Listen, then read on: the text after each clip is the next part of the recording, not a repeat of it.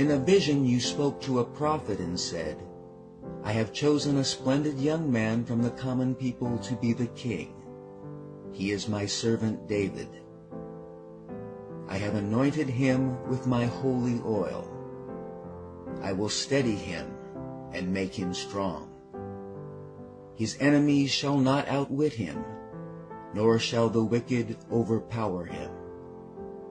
I will beat down his adversaries before him and destroy those who hate him. I will protect and bless him constantly and surround him with my love. He will be great because of me. He will hold sway from the Euphrates River to the Mediterranean Sea. And he will cry to me, You are my Father, my God, and my rock of salvation. Psalm 89, verses 19 through 26.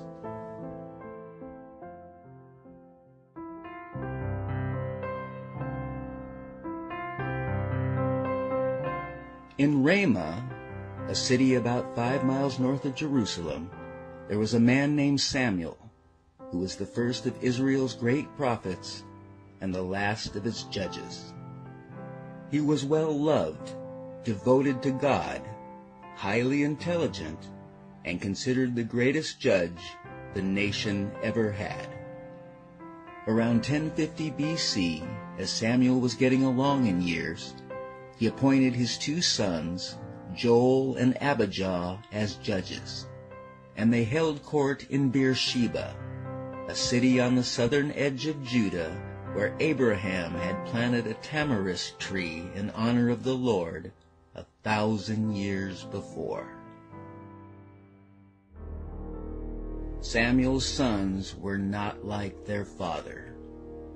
They were greedy for money, accepted bribes, and were very corrupt in the administration of justice. Finally, the leaders in Israel met in Ramah to discuss the matter with Samuel. They said, Your sons are not good men. Give us a king like all the other nations have. Samuel was terribly upset and went to the Lord for advice. Do as they say, the Lord replied, for I am the one they are rejecting, not you. They don't want me as their king any longer. Ever since I brought them from Egypt, they have continually forsaken me and followed other gods, and now they are giving you the same treatment. Do as they ask, but warn them what it will be like to have a king. So Samuel addressed the people. If you insist on having a king, he will conscript your sons and make them run before his chariots. Some will be made to lead his troops into battle, while others will be slave laborers. They will be forced to plow in the royal fields and harvest his crops without pay, and make his weapons and chariot equipment. He will take your daughters from you and force them to cook and bake and make perfumes for him. He will take away the best of your fields and vineyards and olive groves and give them to his friends. He will take 1/10 of your harvest and distribute it to his favorites. He will demand your slaves and the finest of your youth, and will use your animals for his personal gain. He will demand 1/10 of your flocks, and you shall be his slaves. You will shed bitter tears because of this king you are demanding, but the Lord will not help you. The people refused to listen to Samuel's warning. Even so, we still want a king, for we want to be like the nations around us. He will govern us and lead us into battle. The Lord told Samuel, About this time tomorrow I will send you a man from the land of Benjamin. You are to anoint him as the leader of my people. He will save them from the Philistines, for I have looked down on them in mercy and heard their cry. In Gibeah, a hill town in the territory of Benjamin north of the kingdom of Judah, there was a wealthy and influential man named Kish. His son Saul was the most handsome man in the land, and he was head and shoulders taller than anyone else. One day Kish's donkeys strayed away, and he sent Saul and a servant to look for them. They traveled all through the hill country of Ephraim to the north, and the entire land of Benjamin. They arrived in Ramah, and the servant suggested asking Samuel for help, and that he had a small silver piece to use as payment. They saw Samuel at the city gates. And when Samuel looked at Saul, the Lord told him, "That's the man I told you about. He will rule my people." Samuel introduced himself, said that they would dine together, and told them not to worry about the donkeys because they had been found.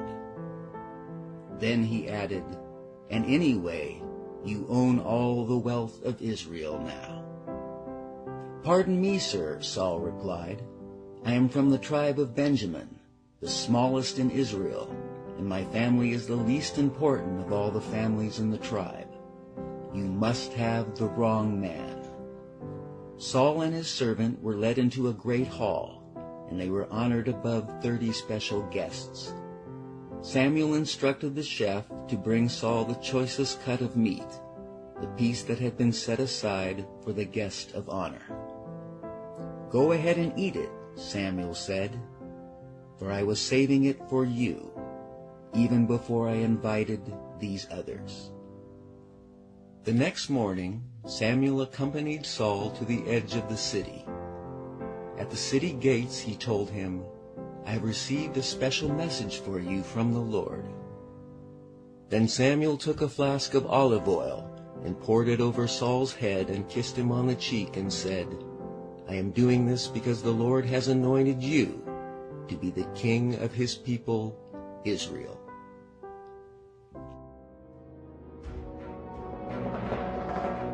Later, Samuel called a convocation of all Israel at Mizpah, a political center just northwest of Ramah. The tribal leaders chose a king by sacred lot, which was God's way of presenting to the nation Saul as his chosen king. But when Saul's name was selected, he was so afraid that he hid amongst the baggage. When he was found and brought out, Samuel told the people, "This is the man the Lord has chosen as your king. There isn't an equal to him in all of Israel." The man from Gibeah, who had simply been on a search for his father's donkeys, was suddenly the first king of the mightiest nation on earth.